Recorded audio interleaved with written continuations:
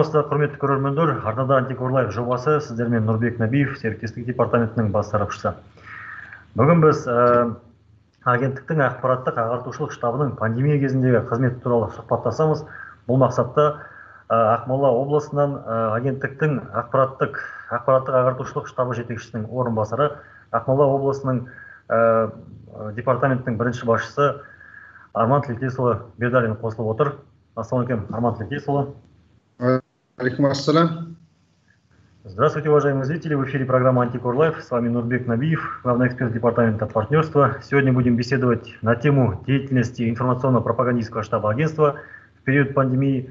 С этой целью на прямой связи с агентством заместитель руководителя информационно-пропагандистского штаба агентства, первый заместитель руководителя департамента по Акмолинской области Арман Тілекесович Бердалин. Арман Тілекесұлы, енді бірінші сұрақ әрине ақпараттық ағартушылық штабының тиімділігі бүгінгі анық. Сол пандемия кезінде қандай қызметтер атқарылды? Рахмет. Бұл қазіргі таңда уақыттың сұранысына байланысты, заманның сұранысына байланысты ақпараттық ағартушылық штабтың жұмысы ауадай қажет болып отыр. Кейбір түсінбеген адамдардың ой пікірлерінде естідік, яғни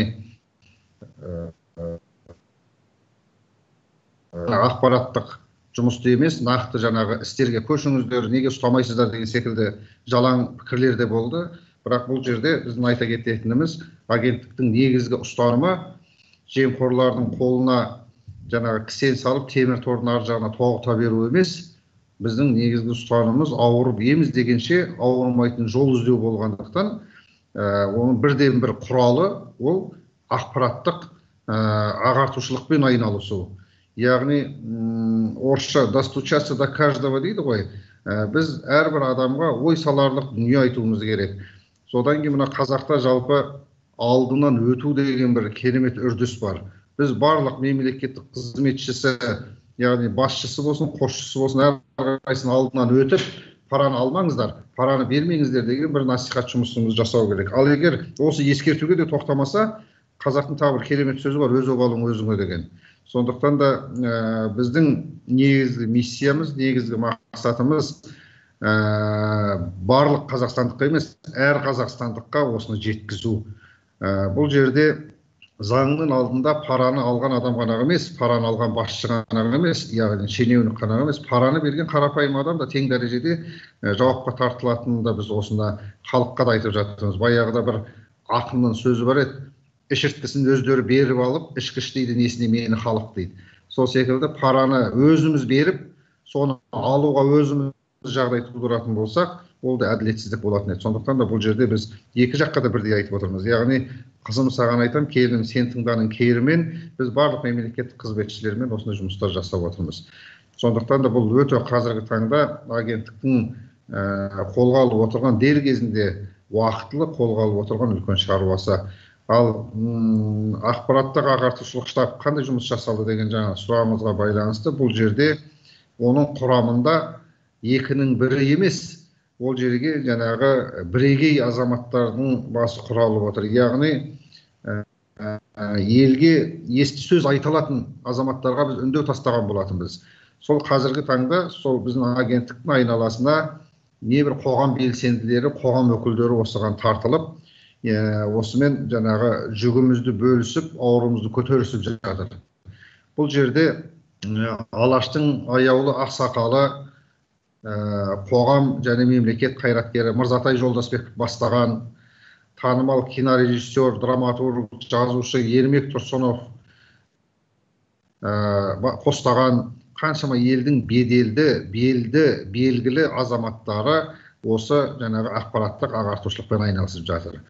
Ал енді осы штаб болғандықтан оған ресми түрде оның жетекшісі болады. Сол агенттіктің төрағасы Алик Жатқанбайұлы Шпекбаев мырзаның бұйрығымен оған Ырза Тұрсынзада ханым тағайындалған болатын.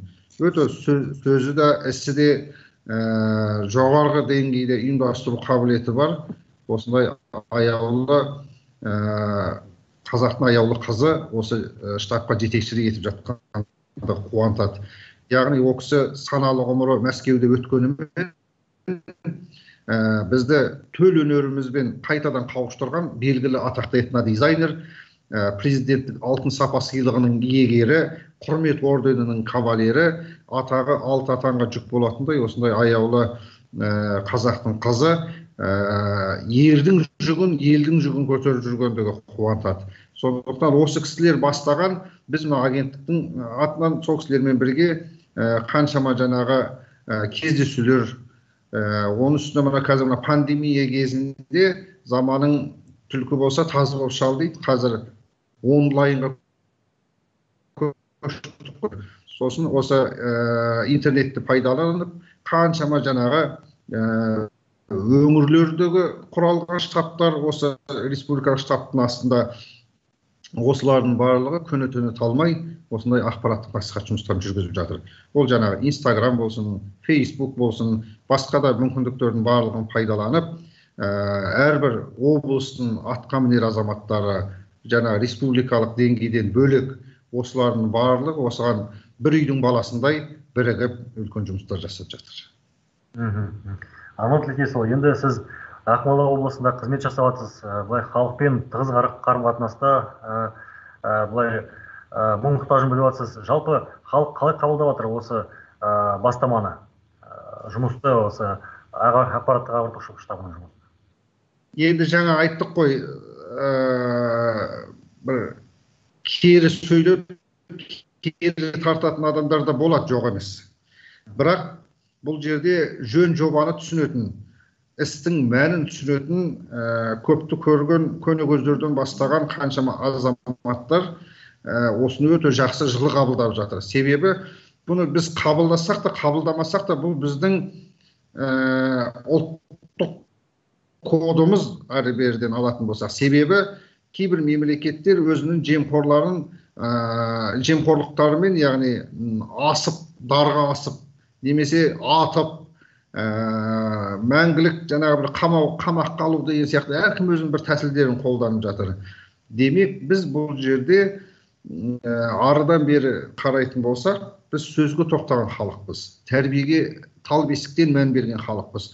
Сондықтан осыны жүзеге асырып жатқан кезде, яғни идея пайда болған кезде, Алик Жатқанбайұлы сол қырынан қарап, бәлкім осындай штабты құруға шешім қабылдаған болар. Себебі біз жаңағы өзі қаны қазақ болғанмен саны азақ дейді ғой. Сол өзі шамалы ғана алып даланы мекендеп жатқанымызбен 20 миллионға толмайтын еліміз. Сондықтан біз оны ұрлады екен деп әрқайсысын ата берсек, неміз қалады, кіміміз қалады осы сұрақ. Сондықтан біз көбірек соны ұрлатпаудың жолын қарау керек. Әрқайсысына ана Сабырадай ақын айтқандай, әр қазақ менің жалғызым демекші, әр адамға өзіміздің бауырымыздай қарау керек. Ол егер шектен шығып, жаңағы бір ескертуге тоқтамай әрі қарай ұрлайтын болса, ол адамға жаза қолдану керек. Ол шартты түрде, ол жаңағы қамаққа алынама, болмаса 50 есе, 100 есе жегенін желкесінен шығарып айыппұл төлетеме, ол жағынан сот шешеді.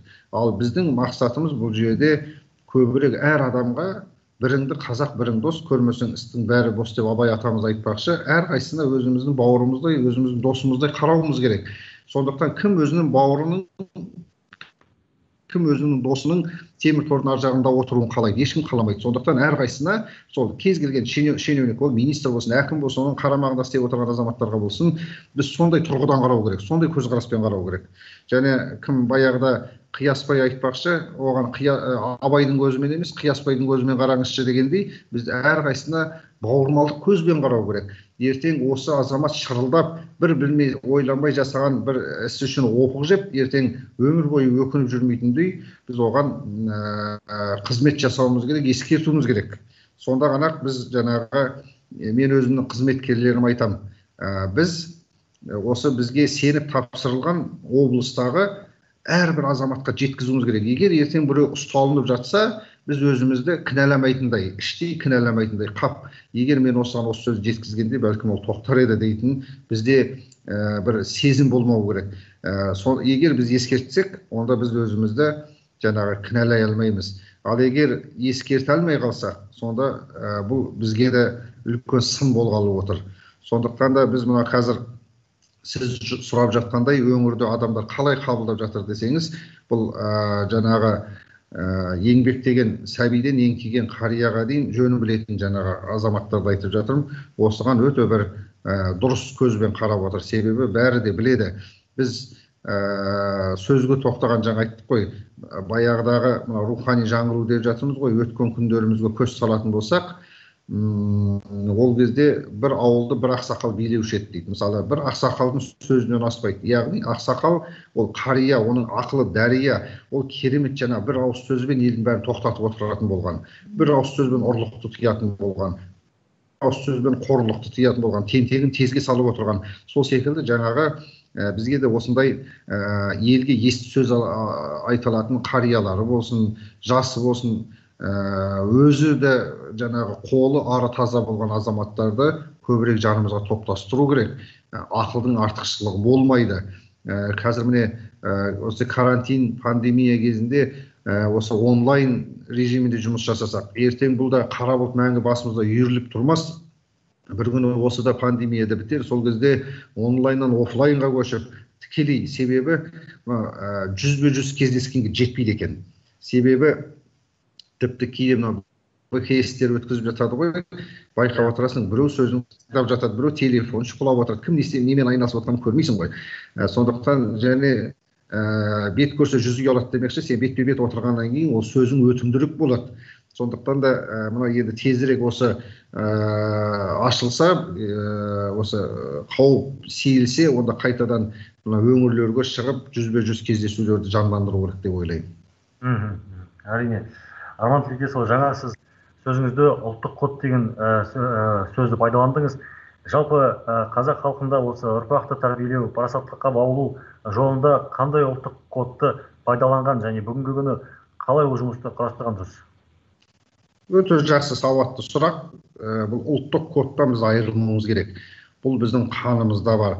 Кейде біз жаңа рас, кейбіреулер айтады, сіздер ана Грузия ұқсап неге тәсілдерді қолданбайсыздар, Англия ұқсап, Сингапур ұқсап деген сияқты. Иә, біз қолданбай жатқанымыз жоқ, қолданып жатырмыз, олардың озық деген дүниелерін алып жатырмыз. Бірақ менталитет деген болады. Яғни неміске өткен дүние қазаққа өтпеуі мүмкін. Жаңа сингапурлыққа өткен тәсіл қазаққа өтпеуі мүмкін. Мысалы, тіпті қазір пандемия мысалға алатын болсақ, кейбіреуге денсаулығына жағатын дәрі, мысалы, біреудің ойлап тапқан дәрісі ол бізге жаға бермеуі мүмкін. Осы коронавирустан қаншама өзіміз секілді қаншама қара көздер тек қана сорпа ішіп, еттің сорпасын ішіп емделіп жатқан қаншама азаматтар. Бұл өзіміздің құндылығымыз, өзіміздің жаңағы менталитетіміз, яғни сенің тұрған жеріңе байланысты, салтыңа байланысты, дәстүріңе, тіпті анау сол сен сорпасын ішіп жатқан, малдың жеп жатқан шөбіне дейін байланысты болып отырады. Сол секілді кейбір айла тәсілдер де, қолданып жатқан амалдар да сол жергілікті жердің салт дәстүріне байланысты болып жатады. Сондықтан да мысалы грузиндерге өткен дүние бізге де өтпей қалуы мүмкін. Ал біздегі жасалып жатқан амал оған өтпеуі мүмкін. Сол секілді біз жаңа айтып жатырмыз ғой. Бізге жаңағы алыстан арбалағанша жақыннан дорбалайтын уақыт болып отыр. Бізге өзіміздің аталарымыз, бабаларымыз салып кеткен сара жолдан айнымауымыз керек. Бізде жаңағы қаншама жаңағы мемлекеттер өзін атасын танымай, тегін танымай жүрген уақытта, заңы болмай жатқан уақытта біздің бабаларымыз 7 жарғысын жазып тастаған. Сол кезде дала заңы болған, содан аспаған. Көрдіңіз бе, сондай бір заңмен жүретін еліміз. Бұл әу бастан қанымызға сіңген, үлкенге құрмет жасау, кішіге ізет білдіру деген осының бәрі. Осы құндылықтарды біз қайтадан жаңғыртуымыз керек. Бұл жаңа сіз айтып жатқан ұлттық кодтың айналасында біз рухани жаңғыруға көп мән беру керек. Елбасымыз Нұрсұлтан Әбішұлы бір кезде осы рухани жаңғыру дегенді көтерді. Бірақ етектегі төмендегі адамдар соны дұрыс түсінбеді. Яғни ол флешмобтың деңгейінен арыға аса алмай қалды. Көптеген облыстарда байқап жүреміз, барған кезде рухани жаңғыру дейді, жаңағы 20 ер бала, 20 қыз балаға футболка кигізіп, бейсболка кигізіп қойып, орталық алаңда билетеді, флешмоб жасайды, осымен бүкіл рухани жаңғыруды жасап тастадық деп есеп береді. Рухани жаңғыру деген ол емес. Рухани жаңғыру деген бүкіл болмысымызды қайтадан алып шығу, біз тегімізге қарау, үңілу, біздің бабаларымыз қандай жолмен жүрген, сингапурлықтар қалай жолмен жүрген емес, біздің бабаларымыз қандай жолмен жүрген, олар жаңа жемқорлармен, ұрылармен қалай алысқан, оларды қалай тыйған, тентектерін қалай тезге салып отырған, осыған біз үңілуіміз керек. Жан жаққа емес, артымызға қарауымыз керек, түбімізге қарауымыз керек. Сонда жаңа біз нені көреміз? Сол кезде бабаларымыздың бәйге алмаған тұлпардан белі жуан бесті артық, парадан жиған түйеден, адалдан жиған ешкі артық деген сияқты насихаттарын апарып тірелеміз. Міне көрдіңіз ба? Мәселе қайда жатыр? Сондықтан біздің ұлттық кодымызда нелер жатыр? Бұл парасаттылық жатыр, бұл әдептілік жатыр, бұл әділдік жатыр, тазалық. Біздің қазақтың итіне дейін кірпияз, таза болатын болған. Сондықтан да біз ұялатындай еш нәрсе жоқ. Біздің салтымызда да, дәстүрімізде де, қанымызда да, тегімізде де. Сондықтан бізге жаңағы ойлап бір нәрсені қайтадан миымызды қатыратын ештеңесі жоқ. Сол біз үшін бабаларымыз соның барлығын ойлап кеткен. Олардың өзінің жаңағы бір қаншама кез келген мақалын алып қарасаңыз да, мәтелін алып қарасаңыз да, насихатын алып қарасаңыз да, жырдастанын, өлеңін бәрін алып қарасаңыз да, осындай бір жақсы бол, жаман болма деген насихатқа апарып тіреледі. Көрдіңіз ба? Қазақ 5 ғасыр жырлайды деген, қазір 10 ғасыр жырлайды деген кітаптар шығарды. Кез келген алып қарасаңыз, ешкімді жаңағы мемлекеттің қазынасын тона деп ешкім айтып жатқан жоқ. Барлығы қайта халықтың қамын, елдің қамын, сол кезде жаңағы халықтың қамын ойламаған басшыларды қатаң сынап отыратын болған. Ол кезде сөз құдіреті, сөз өнері қатты дамыған, ақындарын ардақ тұтатын болған. Тіпті мысалы ел басқарған Абылай ханның жанында кім болған? Бұқар жырау болған. Ол кісіге жаңағы насихатын айтып отыратын болған. Халық пен биліктің ортасындағы алтын көпір іспеттес болып отырған бұқар жыраулар. Міне бізге қазір сол бұқар жыраулардың институтын қайтадан жаңғыртуымыз керек. Бұқар жырау секілді ақсақалдарымызды, жастарымызды болсын, сөз ұстай алатын, сөз саптай алатын азаматтарды қайтадан көтеруіміз керек. Сонда ғана бұл жаңағы біз дегенімізге жете аламыз. Мінекей менталитет демекші, осы алаңда бір күні Айдос Сарым деген белгілі саясаткер сөз сөйлегенде, сөзінде ол кісі біз сыбайлас жемқорлыққа қатысты адамдарды, мысалы үлкен ағалар ғой, қолдары ұзын болып жатады, өзіміз қолпаштап атамыз дейді. Оны жұрт біліп атады, осындай жемқор екенін, бірақ дегенмен шақырады, төріне отырғызып қояды екен, той басталмас бұрын 1 сағат, 2 сағат күттіріп қояды екен. Сондықтан халық өзі бар қолдап тұрғандай болады. Оны халықтың арасында жалпы механизмдерді ойластыру жөн деп айтқанда ол кісі. Осындай саясаткерлер кішкене айтқанда орнына қоятын ондай жемқор адамдарды дегендей. Қалай ойлайсыз бұл пікір бойынша? Бұл да жай ғана пікір ғой, ол одан шығатын жолын өзін ұстаған жоқ. Өзі айтты, бірақ өзін ұстаған жоқ. Ондайлар бізде қазір көп. Мен Айдос Сарымды саясаткер ретінде қатты қолдаймын. Ол кісінің жаңағы пікірлері бәрі өте дұрыс. Бірақ біздерде мысалы қазақтың тойын алып қараңызшы, бәрі жиналады, 2 жасқа бақытты болыңдар дейді. Бірақ қалай бақытты болу керек екендігін ешкім айтпайды. Сол секілді осылай жасаңдар, сонда біз осы жемқорлықты аз да болса төмендетеміз деп нақты пікірін айтып жатқан азаматтар аз. Сондықтан мен ойлаймын, пікір сынмен қосып, ұсыныстарды айтылып отырса, сонда ғана дұрыс болатын сияқты. Біздерге жаңағы көбіне біз бір жақты ғана кетіп қалдық. Біз шенеуніктерге ғана қазір қара бұлт басына үйіріп отырмыз. Алмаңдар, жемеңдер, бүйтсеңдер, жұмысыңнан кетесің, бүйтесің деген сияқты. Біз жаңағы көбірек жаңа айтқандай халықтың арасына шығуымыз керек. Айналайындар, оған беріп жатқан кім? Ол кімнен алып жатыр? Халықтан алып жатыр. Білеміз, оған жаңағы амалсыздықтан жаңағы ол береді халық. Бірақ небір принципиальный адамдар болады. Жоқ, мен бермеймін дейтін азамат. Сондықтан біз осыны көбірек насихаттауымыз керек.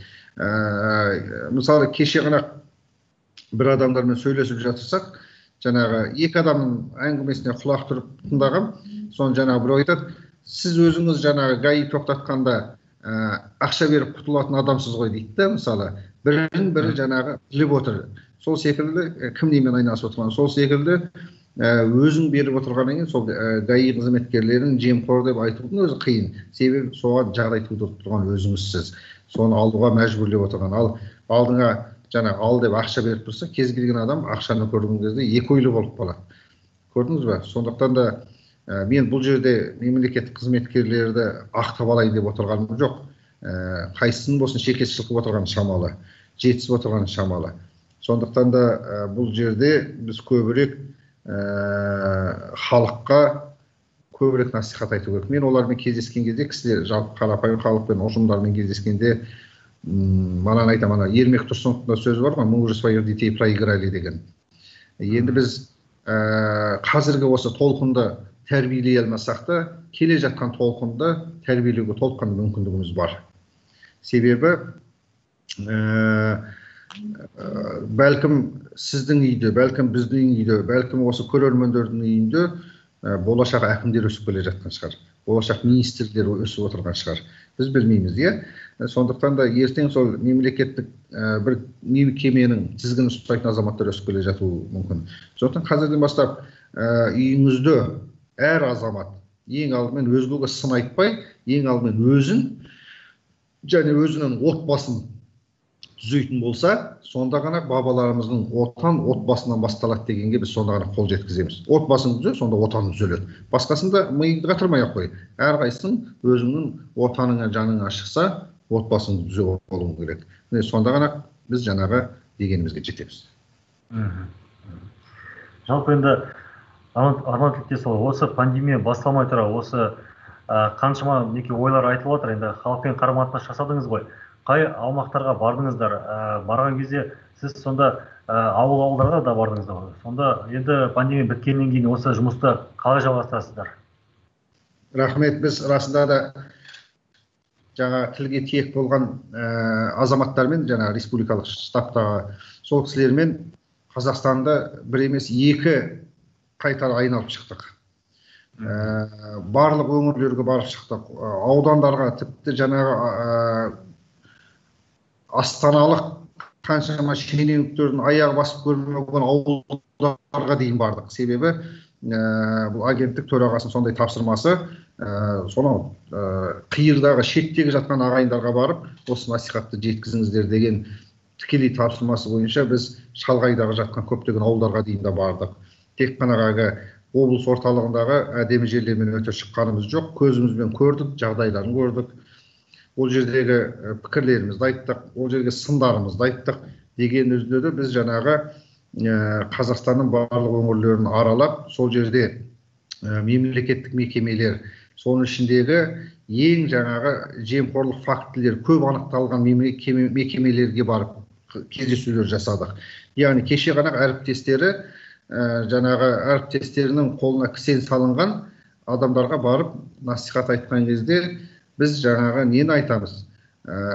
Өзіңді ойламасаң да, үйіңді ертең аңырақ қалатын атанаңды, қаңырақ қалатын шаңырағыңды ойла, ертең жаңа еңірек қалатын бала шағаңды ойла деген секілді насихаттарымызды айтып жатырмыз.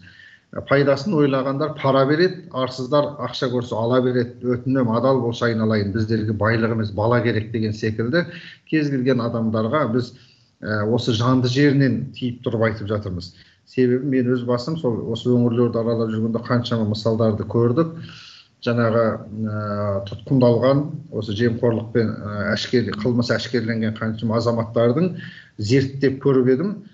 Бір аптадан кейін, кейде 2 аптадан кейін я әкесі, я анасы құсадан қайтыс болып жатқандығын байқап отырмын. Яғни қазақта мынау өлімнен ұят күшті дегенді сонда көзбен көріп отырмын. Себебі ескінің көзі бұрынғы, қазіргілерге білмеймін, ол ұят өте ме, өтпей ме, бірақ сол кездегі ескінің көзі, сол қариялардың көбі жаңағы баласы ұры атанып жатқан кезде соған шыдамай, шіркін жарықтықтар, иә, қараңыз, дүниеден өтіп кетіп жатыр, құсадан қайтып кетіп жатыр. Сондықтан да біз көбірек осы мемлекеттік қызметшілермен кездескен кезде осыны айтып жатырмыз. Сен әрқайсылардың үйінде тілеуіңді тілеп отырған әкең бар, тілеуіңді тілеп отырған шешең бар. Сенің жаңағы 2 этаж, 3 этаж коттеджде тұрғаның емес, сенің жаңағы қара джипке мінгенің емес, сен аман есен құлдыраңдап алдында жүргенің керек оларға. сен мейлі жаңағы жаяу жүрсең де жаңағы жалаң аяқ жүрсең де алдында аман есен жүргені керек. Сол жаңағы өлеңді не үшін айтып жатырмын? Пайдасын ойлағандар пара береді, арсыздар ақша көрсе ала береді. Өтінем, адал болшы айналайын, біздерге байлық емес бала керек. Қараңызшы, бұл әке-шешеңізге сіздің тіпті карьерный рост дейді ғой, керемет бастық болғанда керек жоқ. Оған жаңағы аман есен жүргеніңіз керек. Сондықтан да содан бөлек жаңағы біз квази мемлекеттік мекемелермен де кездестік. Содан кейін жалпы қарапайым халықты да жинап, ол жерде де кісілердің ой пікіріне құлақ түрдік. Университеттерге бардық, оқу орындарына, білесіздер, біздің енді сіз біліп отырсыз ғой, мен көрермендер үшін айтып отырмын. Біздің мына агенттіктің үлкен бір бағыты бұл білім саласымен қатты жұмыс жасап жатырмыз. Мына барлық Қазақстандағы жоғарғы оқу орындарында саналы ұрпақ деп аталатын біздің жаңағы жобамыз сәтті іске асып жатыр. Одан бөлек барлық Қазақстан мектептерінде адал ұрпақ деген клубтар жұмыс жасап жатыр. Бұның барлығы жерде жетіскеннен сілкінбейді деген секілді, бұл да еріккен ермек емес. Біз бір еріккеннен ішіміз пысқаннан клубтар ашып, проектный офистер ашып отырғанымыз жоқ. Бұл сол жерде жаңа мектептерде адал ұрпақ клубының аясында үзілмей жаңағы не түрде, жүйелі түрде сабақтар өткізіліп отырады. Сол, яғни мектеп қабырғасынан кейбіреулер, иә, бізге сын айтқан адамдар болды, ой, әлі ерте емес пе, бесіктен белі шықпай жатып балаларға коррупция жайлы айтып нелерің бар деген сияқты жалаң пікірлер болды. Бірақ біз оған мен айтатыным, қазірден бастап парталасының, сыныптасының қаламын қалтасына салған бала ертең қазынан қаржысына да қымсынбай қол салады. Сондықтан соны жаңағы тамырын балтамен шапқандай қылып, осы кезден бастап оларға ұрлықтың түбі қорлық болатын жаңағы санасына сіңіріп тастамасақ, ертең кеш болады. Ол адам болып сол жерден қалыптасады. Сол мектептің қабырғасынан тарадай болып кіріп, таудай болып шығатын кезі. Сондықтан осы кезде біз жан-жақты оған жаңағы амалдар жасап қоюымыз керек. Құлағына күнде сіңіре беретін болса, жаңағы ұрлықтың түбі қорлық болатын. Ертең түбінде ол бір мекеменің басшысы болып, оның алдына біреу келіп, жаңағы жаман пиғылмен келіп отырған кезде, ол жаңағы сол бәлкім ұстаздың бір ауыз айтқан сөзі, сол кездегі адал ұрпақтың клубында айтылған бір сабағындағы айтылған сөз бәлкім есіне түсіп, ол алайын деп тұрған парадан бәлкім айнып кетуі мүмкін. Сондықтан біз білмейміз қай іс немесе қай сөз адамға әсер ететінін, бірақ соны жасай беруіміз керек. Көбірек жаңағы айтып жатырмыз ғой, ақылдың артықшылығы болмайды. Сондықтан да көбірек осы тәрбиеге біз мән беруіміз керек. Сол жерлерде біз жаңағы балабақшаларды да араладық, ол мектептерді де араладық, халықпен кездестік, ақсақалдармен кездестік. Ең бастысы сол ақсақалдарға өтініш білдірдік агенттіктің атынан. Айналайын ақсақалдарым-ау, баяғыдағы жаңағы бір қария бүкіл ауылды, бүкіл елді бір ғана көз қарасымен ақтырып отыратын. Осыны қайтадан жаңғыртайықшы. Ол үшін жаңағы сіз өзіңіз жаңағы аузыңыздан арақ иісіңіз мүңкіп тұрса, кімге ақылыңыз өтеді? Алдымен өзіңізді, өзіңіздің айналаңызға жаңағы қадірлі болсаңыз, міне сонда ғана қарттың сөзі жаңағы қадірлі болады. Осы жайын көбірек айттық. Болмаса жаңағы енді біз кейде сынап мінеп жатамыз, қазір жөн түзу ақсақал қалмады деп жатамыз. Бірақ енді қазіргі келе жатқан толқын әрқайсысы өзі 40 жастан бастап қариялыққа, ақсақалдыққа дайындалуымыз керек әрқайсымыз. Ертең мәңгілік жаңағы мыстан кейін бір емеспіз ғой жүре беретін. Әрқайсымыз түбі бір кәртейеміз. Сол кезде қазіргі жасаған бүкіл жамандықтарың ертең жиналып, жаңағы тарыдай жамандықтан жиналып ертең тау болып тұрса, онда сенің сөзің өтімді болмайды. Қазірден бастап өзің адал бол, қазірден бастап әділ бол, қазірден бастап жаңағы үлгі бола біл, халыққа айнасы бола біл. Сонда ғана ертең қартайған шақта кез келген адамға әй дейтін, шай дейтін ғана сол кезде хақың болады. Сол кезде жаңағы ешкім сенің бетіңнен алмайтындай болу керек. Ешкім келіп сенің өткен күніңнен бір кемшілігіңді немесе күнәңді бетіңе баспайтындай болу керек. Сонда ғана сөзіңіз өтімді болады. Сондықтан да осы эфирді де пайдаланып, мен көрермендерге бәрін айтарым. Бұл сыбайлас жемқорлықпен күресу немесе ақпараттық ағартушылық жұмысты жасау тек қана агенттік және штабтың жұмысы деп қарап отырсақ, онда біз адасқандығымыз болады, қателескендігіміз болады. Кез келген өзінің болашағын ойлайтын, ұл қызының парасыз қоғамда адал болашақта өмір сүргенін қалайтын азамат осыған белді буып білек түргізі кірісіп кету керек. Оған міндетті түрде жаңағы агентствоға кіріп жұмыс жасау емес. Сіз жаңағы мен сол жолдарын айтып отырмын, кез келген адам өзінің дастархан басында отырып осы ақпараттық ағартушылық жұмыспен айналысып отыру керек. Сіздің адам болғаннан кейін, егер өзіңізді сондай қадірлесеңіз, жоқ дегенде сіздің сөзіңіз бір 10 адамға өтетін шығар. Демек, досыңыз бар, туысыңыз бар, осыларды тоқтатуға тырысыңыз. Ертең мысалы роддомға барған кезде, өзінің туған баласын алып шығу үшін барған кезде, біз сол кезден бастап жаңағы не істейміз? Жемқорлыққа жол ашып қоямыз. Жаңағы сый ақыларымызды апарып беріп отырамыз. Сөйтіп жаңағы өзіміз жаңағы жем жеуді үйретіп қоямыз да, одан кейін өзіміз сол адамдарды кінәлап жатамыз. Сондықтан да сіз өзіңізден, әр адам өзінен бастау керек. Мысалы, ол жердегі, кейбіреулер айтады, енді мен қуанғаннан апарып отырмын, немесе жаңағы деген секілді санитарларға деген, яғни медсестраларға, врачтарға деген менің алғысым дейді. Олардың мемлекет тағайындаған, үкімет тағайындаған жалақылары бар. Сондықтан да ол жерде сіздің біреуге сыйлық апарудың ешқандай қажеті жоқ. Сондықтан осыдан басталады кез келген нәрселер. Жаңағы бытовая коррупция дейді. Кәдімгі күнделікті өзіміз көріп жүрген қаншама дүниелер бар. Осының бәрін қиятын болсақ, жаңағы сонда ғана біз мақсатымызға жетеміз. Ал жоқ, осы қисайған қалпы кете беретін болсақ, онда жаңағы қазақта көлге айдасаң шөлге қашады дейді кейбір кері тартпалар. Сол секілді біз шөлге қарай емес, көлге қарай жүгіруіміз керек. Сонда ғана көгереміз. Арман Тілдесұлы, енді сіз ауылды аймақтарды жақсы көп араладыңыз. Енді білейін дегенім, жалпы осы саясат негізі қалаларға, аудан орталықтарына жетіп жатады. Ауылға жетуі енді екі талай болып жатады. Енді ауыл тұрғындары, біздің бауырларымызды ауылдағы қандай мәселелер мазалайды?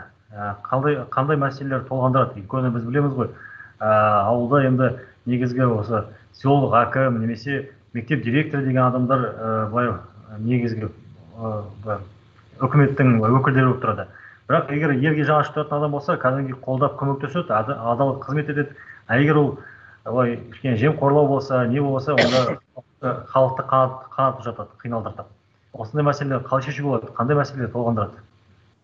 Мен жалпы мынау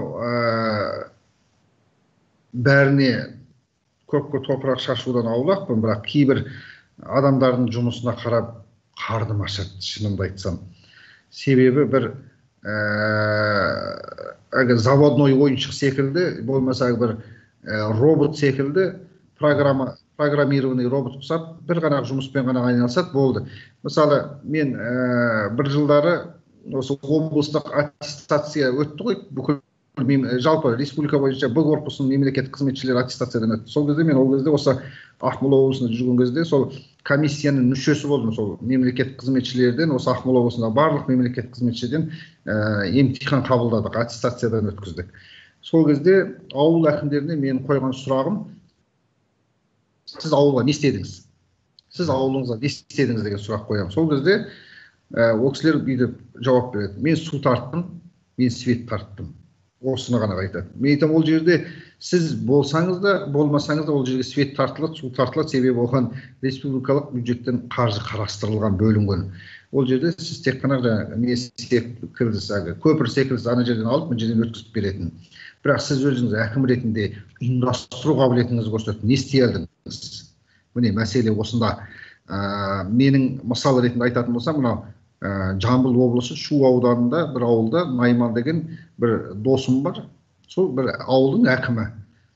Сол азаматтың мысалы мен ісін көп жерде үлгі ретінде айтып отырамын. Себебі ол жаңағы сол бюджеттен бөлінетін қаржыға свет тартып, су тартумен ғана айналысып отырған жоқ. Ол өзі сол ауылдан шыққан азаматтарды Алматыға да, Астанаға да барып тауып алып, туған жерге туыңды тік деген алдына ұран салып алып, өздерінің қаны тамған, сол жерде суын ішкен, сол жердің дәнін жеген азаматтарды қайтадан елге шақыртып, қайтарып, сол жерге небір жаңағы жоспарға кірмеген жаңағы дүниелерді жасатып жатыр. спорт комплекстарында салғызып жатыр. Жаңағы балаларға жаңағы денесін шынықтыратын неше түрлі алаңдарында жасатып жатыр, көркейтіп жатыр ауылды. Міне әрбір азамат осындаймен айналысатын болса, жаңа сіз айтқандай ауылда мәселелер болмайтын еді. Ал біз жаңағы ауылдарды аралағанда дұрыс, халық айтады жаңағы тіпті жаңағы енді ол су мен светтен бөлек сол жаңағы балаларымыздың кешке баратын жері жоқ дейді. Көрдіңіздер ме? Сондықтан ол жаңағы екі қолға бір күрек таппаған бала не істейді? Ол одан кейін ішімдікке салынады, ол одан кейін жаңағы нашақорлыққа барады, ұрлыққа барады, қарлыққа барады, сонда неше түрлі жамандыққа барады. Ал жаңағы мысалы мен мысал етіп отырған Найман секілді әкімдер елдеріне жаңағы бюджеттен қашан қаражат бөлінеді деп қарап отырмай, жаңағы спонсорларды қарап, елден шыққан азаматтардың басын біріктіріп, 1000 теңгеден болса да жинатып, бір шағын спорт зал секілді салып беретін болса, балалар жаңағы селтең билегеннен гөрі сол жерде денесін шынықтырып, күрес үйреніп, боксқа қатысып, сол секілді ертең елдің имиджіне жұмыс жасайтын небір спортсмендер шықпай ма, небір өнерпаздар шықпай ма, сонда ғана мына халықтың арасындағы көптеген сұрақтар күн тәртібінен түсетін еді. Біз өзіміз жаңағы өзіміздің іскерлігімізді таныта алмаймыз, өзіміздің бойымызда қабілетімізді көрсете алмаймыз. Міне осы жерде кез келген жаңағы президент айтып отыр ғой, көптеген басшылар өз шешім қабылдай алмайтыны жаман. Ол тек қана сол жаңағы сол президент айтқандай дейді, сонымен ғана отыра береді. Сол міндетті түрде саған президент айту керек пе, ауылыңа спортзал салып бер деп. Президент қашан айтады деп қай жолдауды қарап отырасың. Сондықтан да соған жеткізбей, егер жаман нәрсе болмайтын болса, жақсының бәрін президент айтпай-ақ жасай беруге болады ғой. Осы мен нәрсе толғандырады. Сол секілді жаңағы ауылдарда осындай сұрақтар көбіне бізге қойылатыны. Ауылымызда жаңағы баратын, тіпті ақсақалдардың бір жиналып отыратын жері жоқ. Жаңағы кеңесетін жері жоқ. Бір көңіл көтеретін орындары жоқ.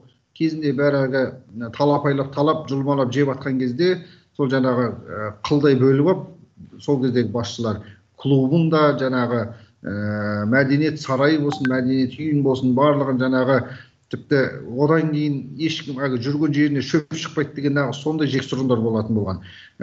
Менен кейін жаңағы не болса о болсын дегенде бәрін быт-шытын шығарып, жермен жексен етіп кетті қаншама адамдар. Өткенде маған бір ақсақал емес, үлкен бір кісі, сол замандардағы басшы болған адам.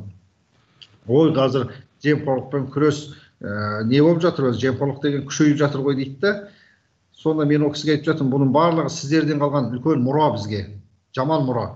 Өйткені кезінде сіздер соны үйретіп кеттіңіздер, көзін ашып кеттіңіздер, қалай жеу керек екендігін. Себебі ол кісінің өзінің жағдайын білемін, қазір керемет болып отырған. Ол сол кездегі жалақысына байыған жоқ, ол сол кездегі жаңағы белден басып қалған адамдар сол кездегі уақытты пайдаланып ала сақырады. Міне, сондықтан да біз осы ауылдардағы мәселелерге келген кезде біз сол кезде көзімізбен көрдік. Небір жаңағы батысында да, шығысында да, солтүстік оңтүстігінде бәрінде болдық. Сол кездегі түпкі жаңағы тіпті жаңағы қаншама адамдар мына орталықтан келген адамды бірінші рет көруіміз дейді. Қараңыз, небір қаншама Қазақстанда министрліктер бар. Тіпті облысындағы әкімдердің өздері көп бара бермейді екен. Міне мәселе қайда жатыр. Халыққа сен жаңа бүкіл қорасын салып бермесең де, алдына барып бір ауыз мұңын тыңдап, зарына құлақ түрсең, одан артық ешнәрсе керек жоқ. Сондықтан мен жаңа облыс басшыларына да айтқым келеді, министрліктерге де айта бергім келеді. Ана жылы кабинеттерінен шығып, кішкене халықпен барып санасыңыздар, көріңіздер, қандай жағдайда тұрып жатыр. Суын ішу бола ма екен оның суын? Сіз іше алсаңыз, онда ел іше алады. Іше алмасаң, онда оларға су тартып беруіңіз керек. Болмаса жаңағы министрліктегі азаматтар сол Нұр-Сұлтан қаласындағы отырып алып, министрліктердегі ВКС деп жиналыстарынан отыра бермей, халыққа шығу керек. Барып көзбен-көз жолықсын. Сол кезде ғана үлкен мемлекеттік бағдарламалар содан кейін барып жазу керек. Ауыл кабинетінен шығып көрмеген адам ол несін біледі? Мен жуырда ғана әлеуметтік желіме пост жарияладым. Тіпті мынау менің пікірімше, ауыл шаруашылық министрлігінде ауылға барып көрмеген, тіпті сиырды тірідей көрмеген адамдар жұмыс істейтін сияқты көрінеді деп жаздым. Себебі аналардың мемлекеттік бағдарламаларын кейбірін қарайтын болсаңыз, мысалға мен бір ауыл шаруашылығын ғана қалайын. Мысалы 100 сиыр сіз аласыз, ауылда отырған сіз 100 сиыр бағдарламамен аласыз, ол сізден ендігі жылы 200 сиыр күтіп отыр. яғни 100 сиырдың барлығы бұзауламайды ғой айналайын, қысыр қалатыны бар, өліп қалатыны бар. Ауыл оны көрмесе, білмесе, ол қайдан біледі оның барлығын? Кабинетінен шығып көрмеген адам. Сондықтан да біз көбірек ауылға жіберіп отыруымыз керек. Ол өз еркімен ешкім бармайды. Сондықтан да сіздер сол орталық аппараттан осыған ұйытқы болып, мұрындық болып, жаңағы жиналыстарда сіздердің алдарыңызға келген министрліктерге айтып, мына центр регион деген связьді қаттырақ орнатуымыз керек. Әзірге осы жұмыспен айналысып жатқан, мен әлгі артық айтып отырғаным жоқ. Бұл іспен айналысып отырған тек қана осы біздің агенттік қана. Бүкіл жаңағы адам аяғы баспаған ауылдарға дейін барып, өзімізге бір Америка ашып отырғандай болып отырамыз әр барған сайын. Сондықтан да осымен әрқайсымыз айналысуымыз керек. Шынымен де, міне орыстарда мынандай бір сөз бар ғой, слуга народа деген. Енді жалпы қазаққа келсек, халқының болмай халқының ұлы болу керек деген деп айтып отырсыз ғой. Енді дұрыс, толықтай келісеміз енді. Осылай халықтың қамын ойлап, елдің қамын ойлап, әр ауылдан атақты, даңқты, қолы ұзын азамат шығып жатады. Осылай әрқайсысы елін ойлап, осылай барып қолынан келгенін жасап жатса, үстінен болар еді әрине. Енді жалпы халық үніне құлақ асатын мемлекет тұжырымдамасын орындау бойынша осы сіз мемлекеттік органдарға қазір тағы қандай ұсыныстар берер едіңіз? Жаңа айтылған сөзді жалғастыра отырып. Сол ең алдымен жаңағы айтқандай, халықтың мұңына құлақ асуымыз үшін біз сол жаңағы елге шығуымыз керек. Жаңағы 7 қабат кигізге оранып жатпауымыз керек. Есіктеріміздің бәрін ашу керек. Міне қазір мен жүрген жерімде барлық адамдарға барған жерімізде біз міндетті түрде облыс әкімдерімен кездесіп отырамыз. Сол кезде тікелей эфирлерінде де бәрі де мен біздің агенттікті ұялмай мысалға келтіреді. Біздің агенттіктің жаңағы төрағасы Ғали Жатқанбайұлы өзінен бастап барлық басшы, қосшысы, главспеціне дейін барлығының қазір әлеуметтік желіде өзінің парақшасы бар. Бірден жаңа комментарий болатын болса, соған жауап қайтарып жатады. Бірден жаңағы айтқандай барлық ауылдарға адамдарын жіберіп ат ізін салдырып жатыр. Осындаймен әрқайсысы айналысатын болса, күн тәртібіндегі көптеген сұрақтар болмайтын еді. Яғни социальное напряжение дейді, болмайтын еді. Біз өзіміз қолдан тудырып жатырмыз осында. Егер әр басшы, тіпті мен мысалы кейбір аудандарды білем, өзім ауылдарды көп аралаймын, сонда сұраймын ғой, соңғы рет аудан әкімі қашан келді деген кезде, осы тағайындалғалы бері келген жоқ дейді. Қараңыз. Сонда сіз ауылдарын қарамағындағы 10-15 ауылда не болып жатқанын білмейтін болсаң, айына бір рет тым болмаса, бір ауылға шығып отырмасаң, онда неменеге керексің? Ондай әкім болып. Сондықтан да ол әкім дегеніңіз кабинетінде отыра бермей, ол міндетті түрде ауылға шығу керек, бару керек, жету керек. Әр ақсақалымен де, мұғалімімен де, дәрігерінен қандай үйде тұр, бар ма? Сол біз кейде жаңағы қазір кадрлық дефицитте дипломмен ауылға деп бір емес 10 рет бағдарлама жасасаңыз да ешкім бармайды, егер сіз ол жерде оның жағдайын жасап бермесеңіз. Сондықтан да осының барлығына қол жеткізуіміз үшін ең алдымен жаңағы халықтың үніне құлақ асу дейсіз, осыған біз ең алдымен осындай жағдайлар жасау керек. Екіншіден, жаңағы қазір осы агенттік соған тікелей бастама жасап, ашық әкімдіктерді ашып жатырмыз, сервисный акиматы. Мен енді барлық Қазақстан үшін айта алмаймын, бірақ Ақмола облысы, жалпы агенттік төрағасы тапсырма берді ғой, жылдың соңына дейін барлық аудандарда ашық әкімдіктерді ашыңдар деп, сервисный акиматтар. Ақмола облысы күтіп жатпай, біз өткен 1-2 апта бұрын барлығын жасап тастадық. Біздің Ақмола облысында 17 аудан, 2 қала бар, Көкшетау қаласы мен Степногорск қаласы. Және 17 ауданымыз бар. Бәрінде қазір ашық әкімдіктер бар. Сервисный акимат. Ол не үшін? Ол да жаңағы еріккенін іс емес. Ол жерде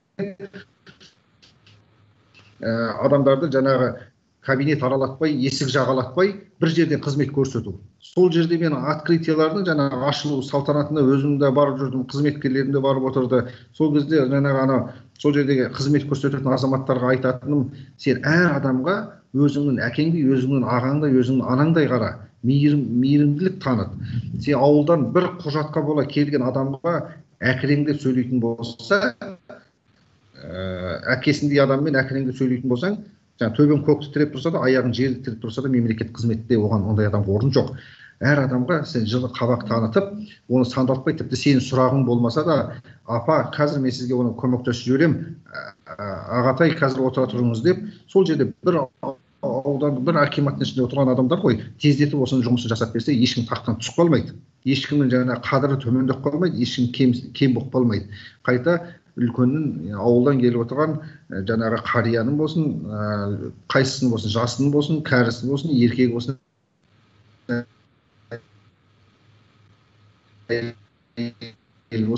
батамен ер көгереді дейді, жаңбырмен жер көгереді. Сонда біз көбірек осы халықтың алғысын алуға ұмтылуымыз керек. Жаңағы рейтингте бірінші орында тұру үшін емес, халықтың алғысын алуға ұмтылуымыз керек. Сонда біз ел боламыз.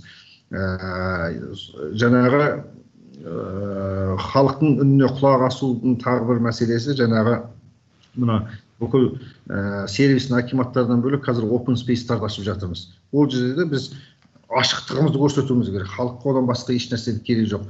Одан бөлек қазір агенттіктің интерактивный карта открытых бюджетов дейді, ашық бюджеттердің интерактивті картасы. Осыны біз қазір барлық мемлекеттік органдардан талап етіп отырмыз. Сіздің егер адал жұмыс жасап жатсаң, әділ болсаң, онда сен бюджетіңді неге халықтан жасырасың? Кез келген азаматтың ол салық төлеп отыр. Кез келген адамның, қазақстандықтың хақысы да бар, құқысы да бар. Жаңағы қай мекеменің бюджеті қаншалықты екенін біліп отыру үшін. Сондықтан осыны қазір агенттік өте жақсы қолға алды.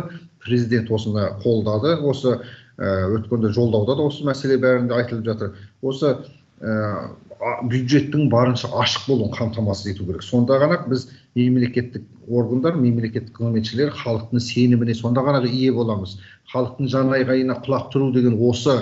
Содан кейін әлеуметтік желілерді, парақшаларды ашып тастамай, міндетті түрде содағы жазбаларды оқу керек. Халық не деп жатыр, халықтың үніне құлақ тосу керек. Осы мен дұрыс бағытта келе жатырмын ба?